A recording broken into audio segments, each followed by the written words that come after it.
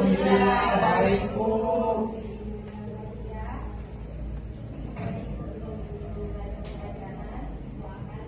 Tetapi jika ibu ngabsen, mereka harus memberikan alasan mengapa bisa kalian berkumpulnya dengan sekolah di tempat ini. Bisa? Bisa Bu. Oke. Dari Mahmud Nur Rahmat, alasannya kenapa? Alasan punya keinginan sekolah di tempat ini, kenapa bisa? Mungkin ada temannya atau orang yang lain. Kalau mungkin sekolah ini karena pertama keinginan orang tua dan juga kedua saya maunya agar bisa kita, dan ketiga itu agar bisa impian dan cita-cita. Ya, baik, selanjutnya Iman Muslimin. Ada Bu.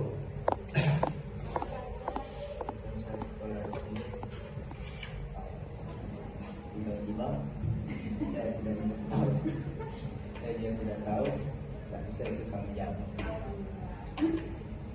Dan siang yang kita jalani, ya Bu.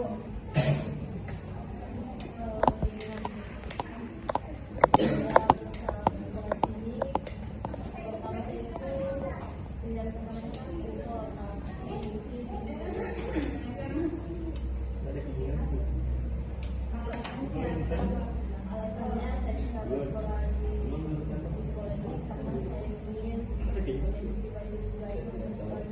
dan saya bisa meningkatkan Tiba-tiba saya di sini. pelajaran.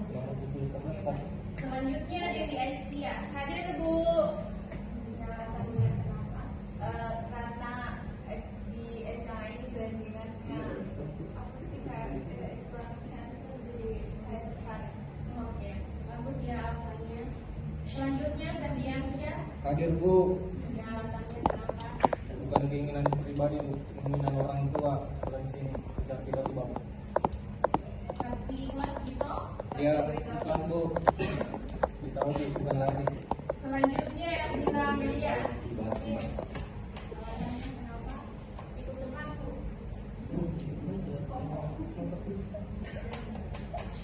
Selanjutnya Agnes. Hadir Bu.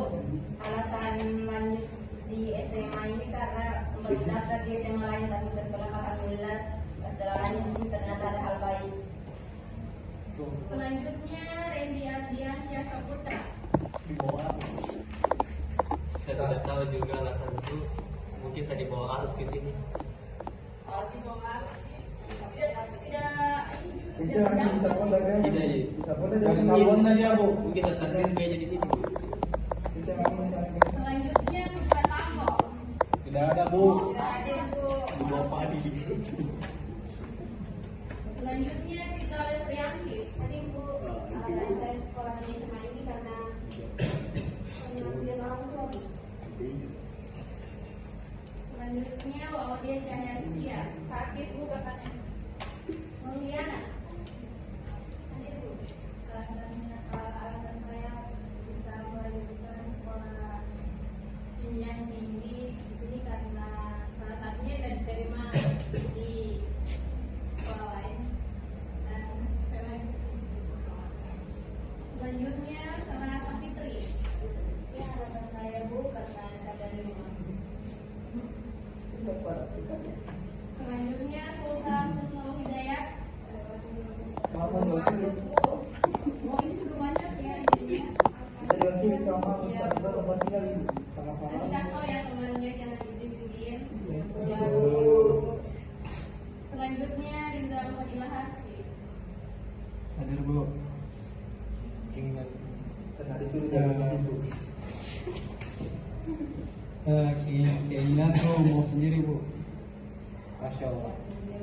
Selanjutnya Wawadia Malia Zaki.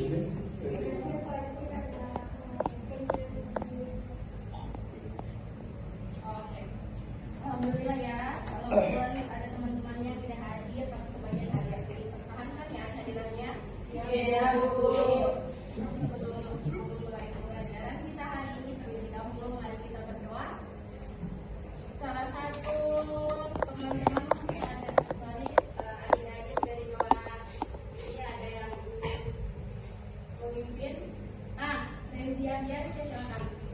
Baik, sebelum kita mulai pembelajaran, sebaiknya kita berdoa. Berdoa dimulai. Bismillahirrahmanirrahim. Rabbi zidni ilman warzuqni fahman. Amin. Doa selesai.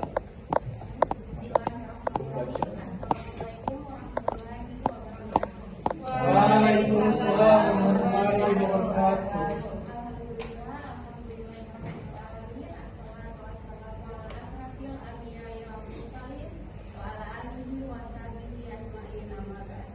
Pertama-tama marilah kita panjatkan puji syukur kita kehadirat Allah Subhanahu wa taala yang telah memberikan kita nikmat kesehatannya, juga kekuatannya sehingga kita dapat bisa bertemu dalam keadaan sehat walafiat. Tak lupa juga kita haturkan kepada junjungan kita Nabi Muhammad SAW serta keluarganya, dan di mana beliau-lah yang telah mempertemukan kita dari alam kegelapan menuju alam terang-terang seperti sekarang yang kita nikmati. Baik, adik-adik sekalian, ada yang masih ingat pembelajaran kita minggu lalu apa? Kejujuran. Kejujuran itu ada yang tahu artinya? Tidak berbohong. Sekarang materi kita hari ini tentang memahami tujuan dan fungsi Al-Quran.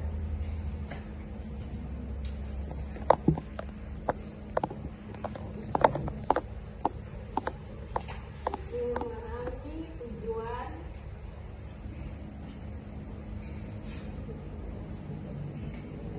dan fungsi Al-Quran.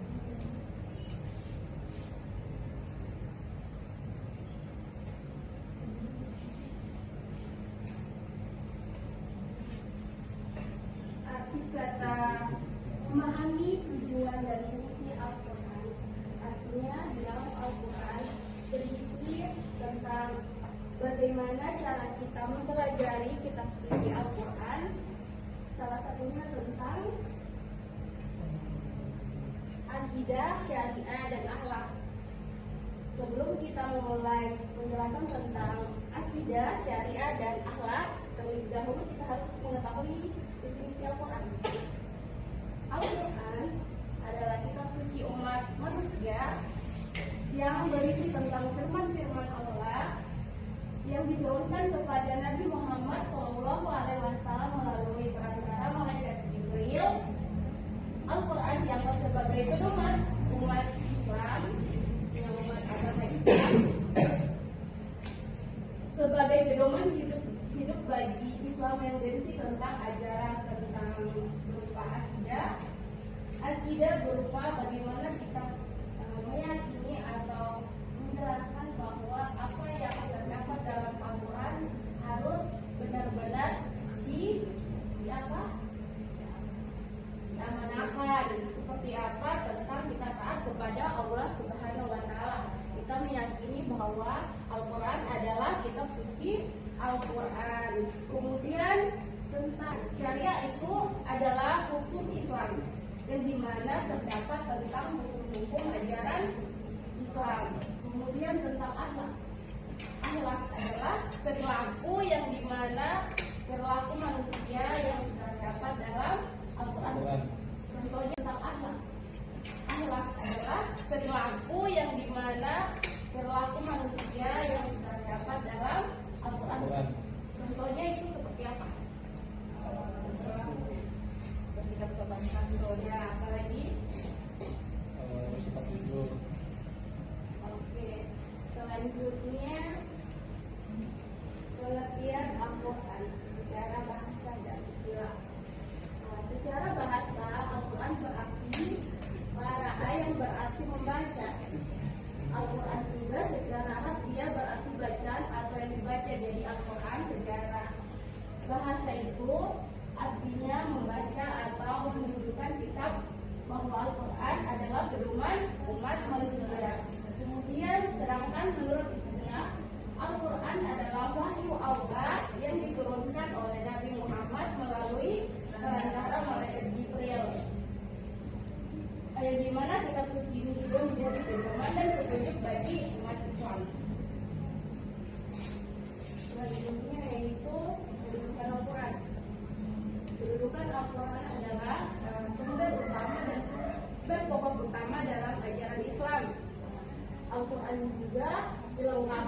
beberapa berisi ajaran-ajaran tentang ajaran-ajaran yang lengkap dan permasalahan-permasalahan yang ada dalam kehidupan manusia. Jika kita ingin mencapai kehidupan dunia dan akhirat, maka kita harus berpegang teguh pada Al-Quran. Terdapat pada Al-Quran surah Al-Imran ayat 103. Ada yang bisa baca? Saya minta orang ya, silakan. Bismillahirrahmanirrahim. Wa'tasimu bihablillah jami'an wa la tafarraqu. Yang artinya, dan berpegang teguhlah kalian pada tali ajaran agama Islam dan jangan kalian bercerai-berai. Artinya di mana kita sebagai umat agama Islam tidak boleh saling bercerai-berai. Jika ada permasalahan yang dihadapi harus diselesaikan dengan baik. Selanjutnya yaitu tujuan dan fungsi Al-Quran. Ada yang bisa baca? Yang pertama itu apa? Sebagai petunjuk bagi umat manusia, Bu. Ya baik. Masalah kenapa masuk akal?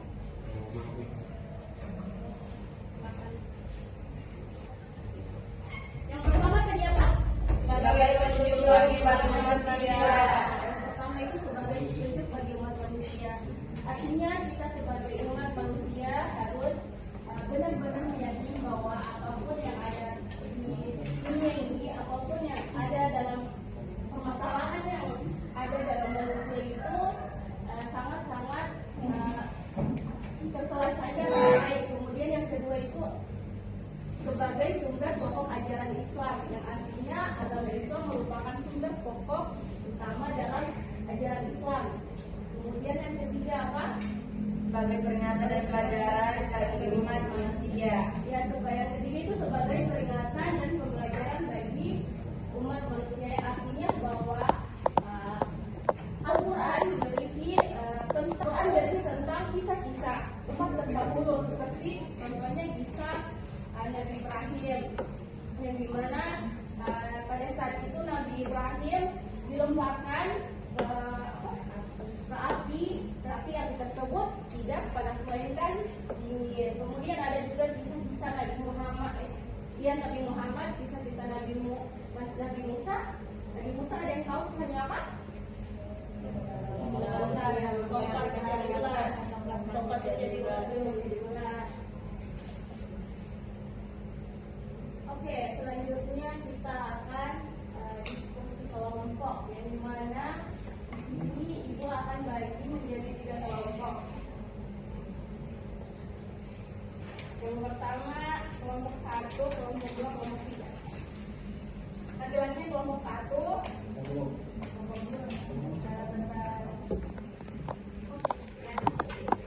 Ada yang 3, ada yang 4. Kelompok 2 batas SMA. Oh gitu, kelompok kita. Dan kelompok 3 batas SMA.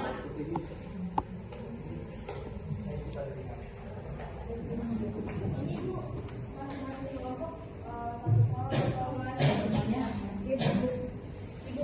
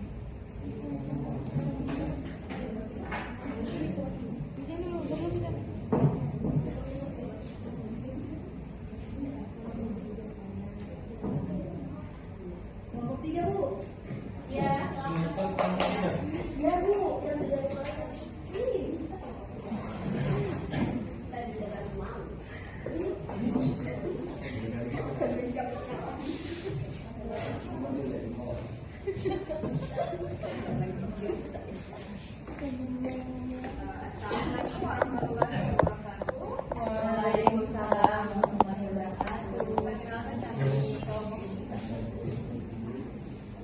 baik. Saya akan menjawab pertanyaan dari nomor 1 yaitu mengapa Al-Quran sangat penting bagi umat manusia? Tadi juga sudah dijelaskan sama Ibu Jen bahwa Al-Quran itu sangat penting karena merupakan petunjuk atau pedoman umat manusia yang telah diturunkan Allah Subhanahu Wa Taala melalui perantara malaikat kepada Nabi Muhammad. Dan itu merupakan petunjuk bagi umat manusia. Selanjutnya saya Baik, yang kedua, saya akan jelaskan kepada kalian tentang tujuan dan fungsi Al-Quran. Jadi tujuannya itu sebagai petunjuk bagi umat manusia untuk menjalani kehidupan yang benar dan lurus demi kebahagiaan dunia dan akhirat. Kemudian fungsinya memberikan panduan dalam akidah, syariat dan akhlak. Selanjutnya yaitu sebutkan lalu jelaskan salah satu sisi Nabi yang terdapat dalam Al-Quran. Kisah Nabi yang terdapat dalam Al-Quran salah satu isinya yaitu kisah Nabi Nuh, yang dimana kisah Nabi Nuh adalah salah satu kisah penting dalam Al-Quran yang menceritakan tentang perjuangan seorang Nabi dalam menghadapi kaumnya yang durhaka dan ingkar kepada Allah Subhanahu Wa Taala. Baik, mungkin itu saja jawaban dari kelompok 3. Kami akhiri bila bisa lihat Assalamualaikum warahmatullahi wabarakatuh.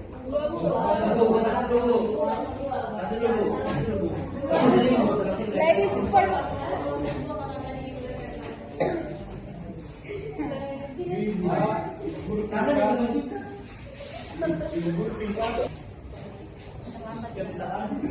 Baik, mohon perhatiannya teman-teman. Bismillahirrahmanirrahim. Assalamualaikum warahmatullahi wabarakatuh. Waalaikumsalam warahmatullahi wabarakatuh. Perkenalkan kami dari kelompok 2 dari surga. Baik, langsung saja. Mengapa Al-Quran sangat penting bagi umat Muslim? Nah, sudah jelas pembahasannya. Al-Quran itu sangat penting dan salah satu sumber hukum Islam yang pertama, dan itu salah satu pedoman kita di segala aspek kehidupan baik dunia maupun akhirat. Saya serahkan kepada Allah. Selanjutnya itu ada sebut dan jelaskan menurut kalian tentang tujuan dan fungsi Al-Quran. Tujuan dari Al-Quran itu untuk membenarkan suatu hal yang salah menjadi benar. Dia diarahkan kehidupan kita itu menjadi lebih baik di setiap harinya. Terus fungsi dari Al-Quran itu kita bisa mengetahui kehidupan Nabi yang bahkan pada saat itu kita belum ada pada masa itu. Dari Al-Quran kita bisa tahu. Nah, terus dari fungsi Al-Quran juga ada ayat-ayat yang memiliki makna yang bisa menjadi motivasi kita. Mungkin saya selanjutnya nomor 3.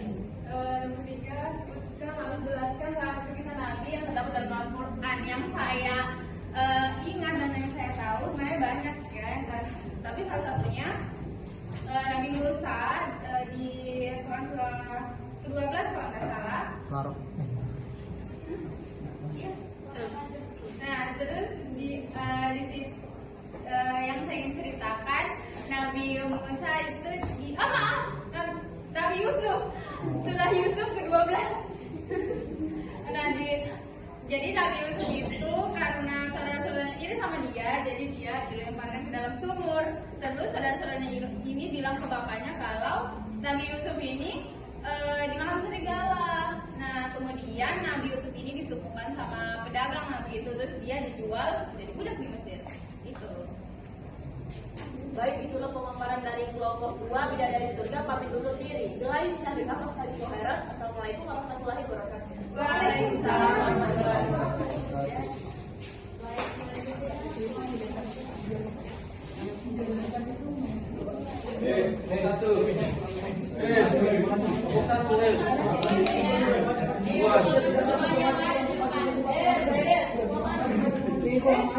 Baik, assalamualaikum warahmatullahi wabarakatuh. Waalaikumsalam. Semuanya.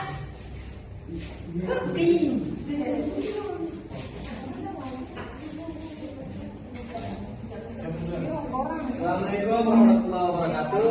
Waalaikumsalam warahmatullahi wabarakatuh. Dan kami dari kelompok 1, kelompok kami yaitu Empranex. Ini kami akan menjawab 3 pertanyaan. Yang pertama itu definisikan menurut kalian mengapa Al-Quran sangat penting bagi umat manusia. Al-Quran itu sangat penting untuk umat manusia karena bisa menjadi pedoman hidup bagi kita semua. Yang kedua itu perkataan teman saya agama. Tambahan mengenai mengapa Al-Quran sangat penting bagi manusia selain betul juga pedoman dari saya juga sebagai sumber hukum Islam yang sudah dijelaskan tadi oleh kelompok 2 dan menjadi acuan kehidupan manusia dalam kehidupan sehari-hari. Mungkin dari nomor 2 teman saya.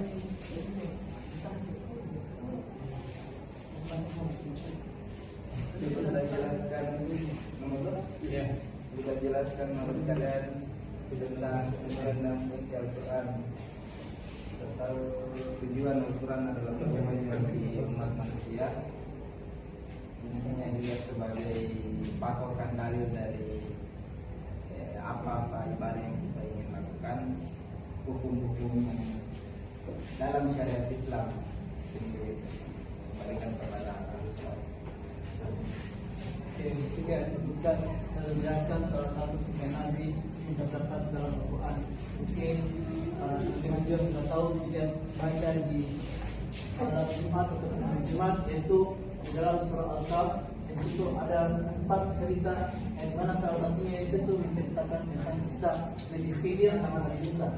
Dan di situ dia bisa dilihat saja di ayat 60 sampai ayat 82.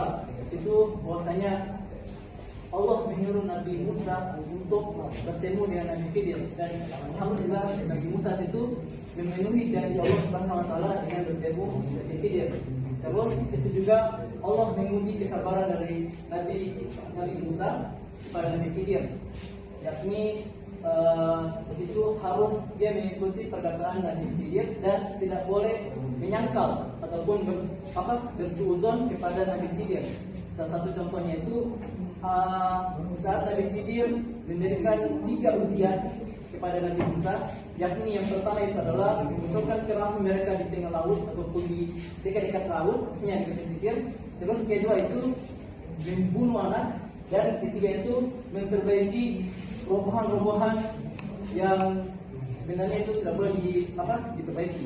Nah, di situ Nabi Musa marah kepada Nabi Khidir, tapi Nabi Khidir tetap menyangkal kepada Nabi Musa bahwasanya jangan langsung menyangkal hal tersebut, karena dalam yang dilakukan oleh Nabi Khidir itu pasti ada hal baiknya. Pertama yaitu mengucapkan perahu, bahwasanya nanti ada perahu yang lain nanti datang untuk memerangi mereka. Dan di situ kedua, kenapa dia membunuh seorang anak? Karena itu anak nanti di masa depan bisa berharga sama orang tuanya. Dan ketiga itu memperbaiki roboh yang rusak itu adalah untuk menyimpan uang-uang dari anak yatim ataupun dari orang-orang miskin.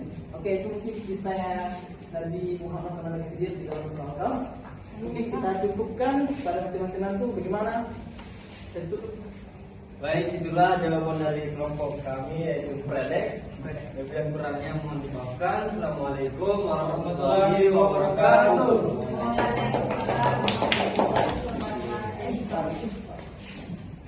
Ya, silakan duduk. Ya. Baik, masya Allah sekali ya, pertanyaannya bagus. Betul menjadi tangan ibu. Baik, anak-anak. Baik, dari penjelasan ibu tadi mengenai tujuan dan fungsi Al-Quran, ada yang ingin dipertanyakan? Saya Bu. Ya, silakan. Jadi Bu, karena kita yang di sekolah ini Bu punya waktu yang sangat sibuk, apalagi kita kerja sudah serumah mungkin sampai malam untuk bekerja. Apalagi kita ini mau baca Al-Quran kayak sulit nih karena terganggu dengan waktu tadi kesibukan. Nah, jadi Bu mungkin bisa beri tips atau berikan waktu untuk baca Al-Quran yang bagus di saat kita lagi keadaan sibuk. Pertanyaannya bagus ya. Di sini ada yang ingin menjawab tentang pertanyaan Rizal tadi? Ya, silakan kita. Pertanyaan kita tadi itu apa tadi kita? Berikan Bu, berikan yang tips dan waktu baca Al-Quran. Oke, selain itu supaya kamu tidak lupa, sebaiknya kamu membaca Al-Quran itu setelah kamu sholat. Setelah kamu sholat, kan pasti kalau kamu selesai sholat atau setelah sholat itu kan pasti kau berzikir dulu begitu. Setelah berzikir baca Al-Quran. Hai Bu, lagi. Iya. Nah, jadi kalau menurut saya bagusnya kayak kita remaja-remaja itu kita buat to-do list. Jadi apa yang kita mau lakukan. Jadi bisa kita karena kita sudah tahu kesibukan, bisa kita taruh di to-do listnya kita, terus kita selipkan Al-Quran di dalam sana, membaca Al-Quran di dalam sana. Jadi ada waktu yang tidak perlu kita lakukan, tidak usah kita lakukan karena ada di to-do listnya kita. Gitu. Sudah tidak ada yang menambahkan ya. Baik, pertanyaan dari Ika dan Dea bagus. Sini juga Ibu ingin sampaikan kita sebagai umat manusia juga kita harus meniatkan apa yang ingin kita lakukan terlebih dahulu. Dan pada niat semua masalah tidak akan terselesaikan. Dan juga bagaimana kita mengurangi aktivitas yang tidak memerlukan, yang tidak berguna begitu. Dan juga bagaimana kita menggunakan waktu kita itu untuk belajar Al-Quran, karena Al-Quran merupakan sumber utama dari